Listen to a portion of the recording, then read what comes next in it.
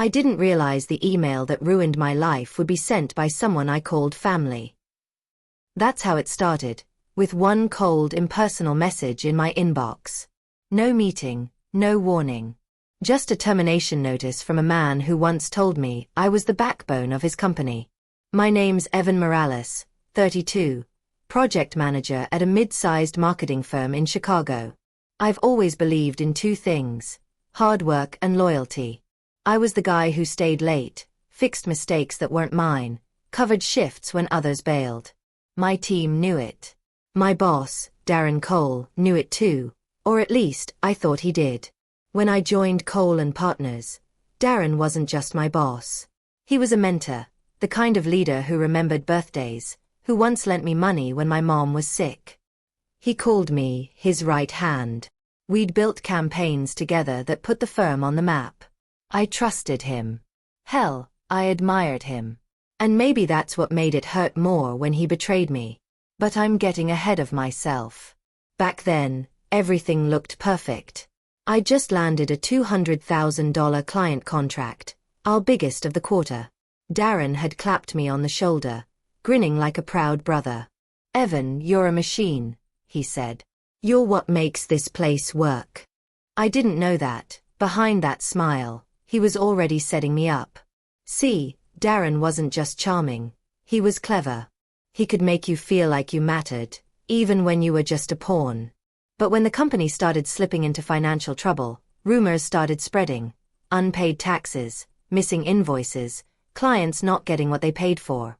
I ignored them because I wanted to believe Darren was doing his best.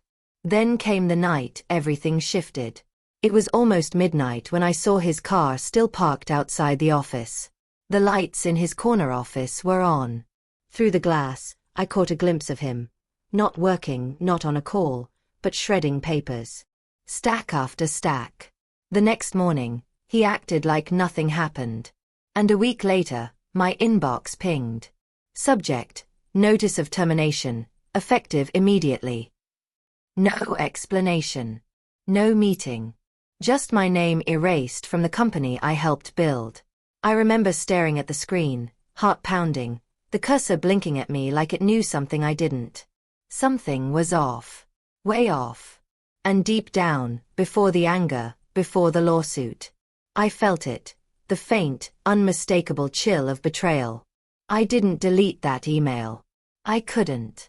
I must have read it a dozen times that first night, sitting on my couch in the dark, laptop screen casting that ghostly blue light across my face. Effective immediately. Those two words burned into me. No reason, no severance, nothing. At first, I told myself there had to be a mistake. Maybe HR got the wrong name.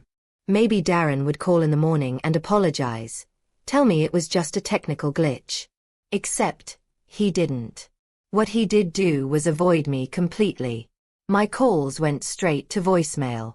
My company email was already deactivated by sunrise. And when I showed up to the office, because yes, I went, the receptionist, Mia, wouldn't even meet my eyes. "Evan. Darren said you're no longer with us," she whispered. I remember standing there, heart hammering, watching through the glass walls as Darren walked past with a new client, laughing like nothing had happened. He glanced at me once, just once, and in that moment, something flickered behind his eyes. Guilt. No. Satisfaction. That was the first red flag. The second came 2 days later.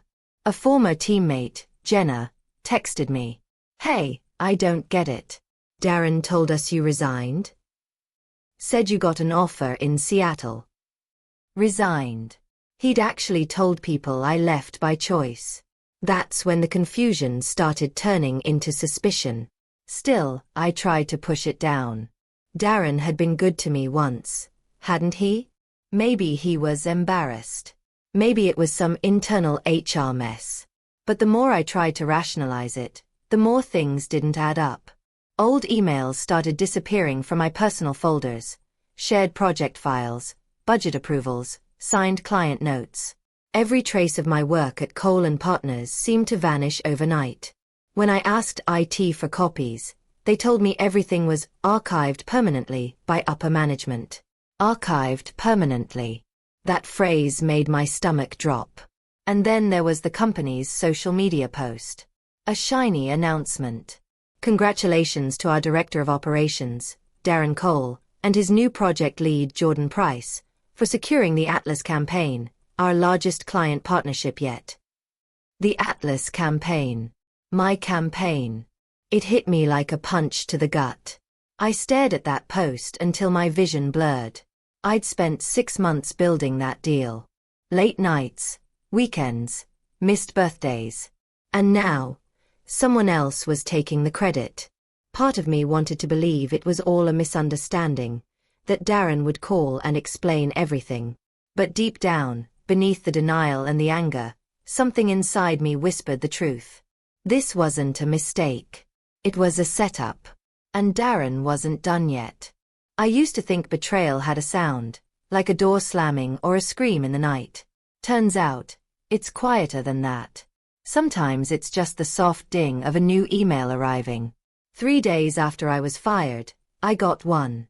Not from Darren, he'd long gone radio silent, but from a client I'd brought into the company months ago. Subject: Final Payment Confirmation. Atlas Campaign. The email included an attached invoice, with my initials still in the reference line. But when I opened it, the company listed on the receiving end wasn't Cole and Partners. It was Cole Strategic Media, LLC. A new company. Same address. Same staff. Just -1 person, me. My hands trembled as I scrolled through the attached PDF. It was dated the week before I was terminated. Darren had quietly registered a new firm under his name, funneled my clients into it, and erased my contributions from every official record. He hadn't just fired me. He'd stolen my work. All those late nights, every contract I negotiated, every pitch I perfected, wiped clean and rebranded under him. The Atlas campaign alone was worth nearly $500,000. That's when the pieces began to fit together. The missing files. The deleted emails. The false resignation story. It was all groundwork, a cover-up. He needed me gone so there'd be no one left to question the switch. I just sat there, staring at the invoice on my laptop screen, the hum of the refrigerator filling the silence. For a moment, I couldn't even feel angry. Just hollow. Then came the fury. It started low like static in my chest, then built into something sharp and electric. I tore through my apartment, digging out old flash drives, printed reports, text threads, anything that proved what I'd done for that company. Every document felt like a lifeline. Every memory burned. I remembered Darren's words the week before he let me go. His hand on my shoulder, that easy grin. You and I, Evan, we're going to make history this quarter. He wasn't lying. He just forgot to mention who'd get the credit. By midnight, I was surrounded by papers spread across my kitchen table. Contracts, client messages, timestamps. The truth was all there, in black and white. And somewhere between the exhaustion and the rage, a new thought took root. If he wanted to play dirty, I'd play smarter. I closed my laptop, the glow fading from the screen. The room went dark, still, silent. And in that silence, I made a promise to myself. He might have fired me. But this story wasn't over. Not by a long shot. I didn't sleep that night. The papers still covered my kitchen table, an ocean of proof scattered like broken glass. Invoices, client chats, campaign drafts. Every page screamed the same truth. Darren had gutted my career from the inside out. By dawn, the adrenaline had faded, and all that was left was emptiness. I'd built my whole identity on loyalty, on believing that hard work and honesty meant something. But now, I couldn't even look at my reflection without feeling like a fool. That morning, I went for a walk. No destination, just the city swallowing me whole. Chicago in winter doesn't care about your heartbreak. The wind cuts, the streets are gray, and the world keeps moving like nothing happened. I passed our old office building and watched employees rush in, coffee cups in hand, their laughter muffled behind glass. I didn't belong there anymore. I sat on a bench across the street, pulling my coat tighter, staring up at Darren's window. A single light flickered on the top floor, his office. And suddenly, I could picture him there, smiling, shaking hands, taking credit for my work like it was nothing. That image broke me. I felt the tears burn hot, my jaw tightening until it hurt. For a few minutes, I let it all out. The anger, the humiliation, the grief. It wasn't pretty. It was raw and ugly, but it was real. Then something happened. As I wiped my face, I caught sight of a poster on the lamppost across the street, a motivational quote, peeling at the corners. It said, "You can't bury someone who knows they're a seed." Cheesy. Maybe. But it hit me. Because that's exactly what Darren had tried to do. Bury me under lies and paperwork. He wanted to erase me, to make me disappear quietly. But I wasn't gone. I was still here. And suddenly, I wasn't broken anymore. I was furious, with purpose. When I got home, I brewed a pot of coffee, cleared the table, and started organizing everything. No more panic. No more tears. Just focus. I created folders, client contracts, email evidence, timeline of events. I backed everything up twice. And then I called someone I hadn't spoken to in years. My college friend, Naomi, now an employment lawyer. She picked up on the second ring. "Evan. Wow, it's been ages. You sound off. What happened?" I took a breath. "Naomi, I think I've got a case." There was a long pause on the line. Then her voice, steady and sure. "Then let's make him regret it." That was the moment everything shifted. The victim in me died right there. And in his place, something colder, sharper, was born. From that day forward, I had one mission. Darren Cole was going to pay. After the call with Naomi, revenge stopped feeling like revenge and started feeling like a project plan. That's how I'd always solved impossible things. Break them down, methodically, one step at a time. Only now the thing to solve was Darren. I spent the next 3 days resurrecting ghosts. Old hard drives, Slack exports, drafts with tracked changes, every timestamp I could find. I rebuilt the Atlas campaign timeline like a crime scene diagram. First pitch, budget approvals, client sign-offs, the exact hours I'd logged. I labeled everything. Snapshot. October 2nd. My calendar shows I negotiated the media buy. Snapshot.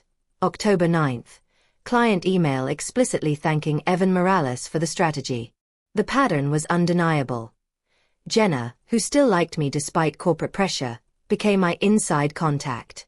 She started slipping me screenshots, casual one-liners from staff chats, Jordan Price's sudden access to files he shouldn't have had, expense reports filed through the new LLC. Mia, the receptionist, nervously admitted she'd handed over hard copies of contracts to a courier Darren sent, for safekeeping. She kept the courier receipt. Naomi bluntly told me what she needed for a case. Documentary evidence of the transfer, proof of misappropriation, witnesses who'd seen Darren repurpose work. We devised tests, subtle emails I could send to clients asking for confirmation of who they were contracted with, innocuous catch-up calls to rattle their memories.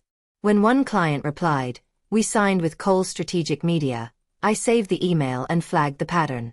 Not an accident, I made sure Darren had no idea I was rebuilding my case. I stopped posting on social media, changed my phone settings, and used burner emails to reach out to former clients and partners. He still believed the narrative he'd spun. I'd resigned, I'd walked away. He must have slept well. He thought the dirt was buried. Naomi advised a small, psychological gambit. Let him feel secure. She wanted him to keep acting confident so he'd reveal more in his own arrogance. So I fed a few innocuous rumors back through Jenna, that I was burned and would disappear, that I'd given up. Darren ate them, smiling in public, feeling untouchable. Between evidence and allies, I started drafting the legal skeleton. Claims of conversion, breach of fiduciary duty, fraudulent transfer of business. But this was more than paperwork. It was about reputation. Naomi suggested we prepare a parallel strategy.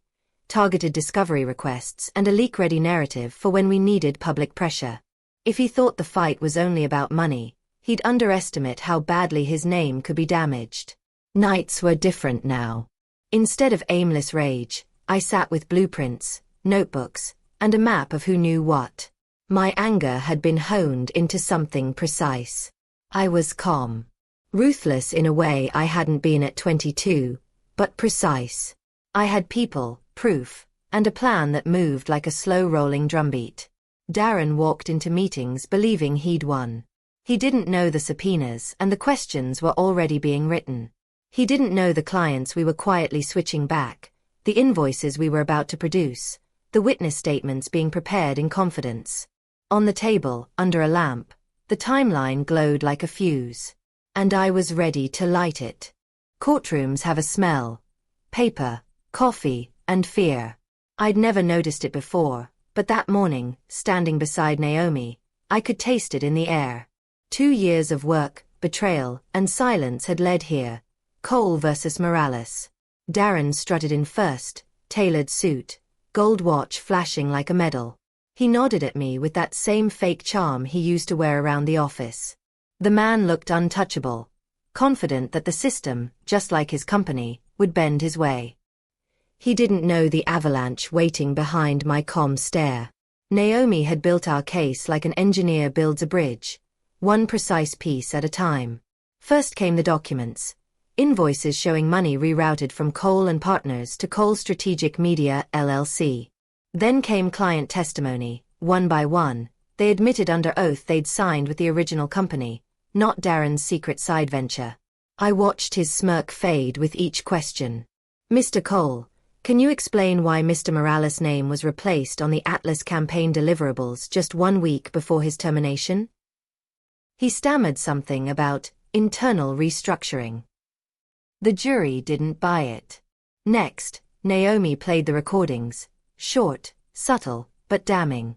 Snippets of Darren's calls Jenna had captured, bragging about how no one would notice if the files just disappeared. The courtroom fell silent. Then came the final blow. Naomi slid a printed email across the table, one Darren had sent the day before firing me. His words stared back at him in black and white. Once Evan's out, we can claim the project entirely. He won't fight it, he's too loyal. The judge raised an eyebrow. Darren froze. For the first time, I saw what he really was. Small, desperate, cornered. When the verdict came, it was swift. The court ruled in my favor, wrongful termination, intellectual property theft, and damages exceeding 7 figures. But it wasn't the money that mattered. It was the truth, on record. His company name was stripped from the Atlas account, his reputation blacklisted across the industry. The reporters outside didn't need much prompting. They devoured the story. CEO sabotages employee, loses everything. Within a week, his firm's website was offline. Within a month, his LinkedIn profile vanished. And me. I walked out of that courtroom into the sharp Chicago air, papers in hand, heart pounding, not from anger this time, but release. I didn't say a word to him as he passed me on the courthouse steps, head low, phone buzzing with calls he'd never return. All I did was look at him. One quiet, steady look. The same way he'd looked at me the day he fired me. Only now, the roles were reversed.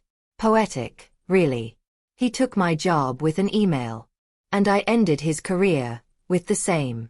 They say revenge feels empty once it's done. But standing outside that courthouse, watching Darren's car disappear into traffic, I didn't feel empty. I felt clean. The noise of the past 2 years faded into the background, the sleepless nights, the doubt, the endless what-ifs. For the first time since that cold termination email, the world around me felt still, balanced. Like the universe had quietly set something right. I didn't celebrate. There was no champagne, no wild victory speech.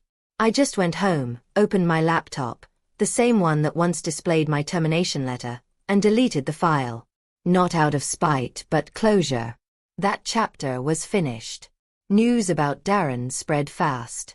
Cole Strategic Media filed for bankruptcy within weeks. Clients pulled out. Partners distanced themselves. He tried to rebuild, but in marketing, reputation is currency, and his was gone. One morning, Jenna sent me a photo. Darren, unshaven, sitting alone in a coffee shop near our old office. No phone calls, no entourage, no fake smile. Just a man who'd gambled everything and lost. Poetic justice doesn't always come with thunder. Sometimes it arrives quietly, like a mirror held up to the guilty. As for me, I started over. Naomi and I launched a consulting firm. Small, ethical, built on transparency. A few of my old clients followed me there, and slowly, I remembered what it felt like to love my work again. Not because of titles or paychecks, but because I could finally trust the reflection in the mirror. There were moments of guilt, I won't lie. I wondered if I'd gone too far, if maybe Darren's downfall was punishment enough without the public shame. But then I'd remember the night I saw him shredding documents, the way he looked at me like I was disposable. He'd chosen the game. I'd just finished it. A few months later, I received an anonymous email. No name, no subject line, just one sentence. You were right to fight back. I never found out who sent it. Maybe Jenna. Maybe someone else who'd been burned by him. But I didn't reply. Some things don't need answers. Instead, I sat there, staring out the window of my new office, the city lights flickering below, and thought about how fragile trust can be, how quickly it can break, and how strong you have to become to rebuild it. I smiled. He fired me with an email. But I ended him with evidence. And that's the difference between arrogance and truth. One fades. The other stands in court. Have you ever been betrayed by someone you trusted? A boss, a friend, maybe even family? Tell me your story in the comments. I read every one. And if you want to hear more true stories of justice served, hit subscribe, because the next one? It's even colder. You said.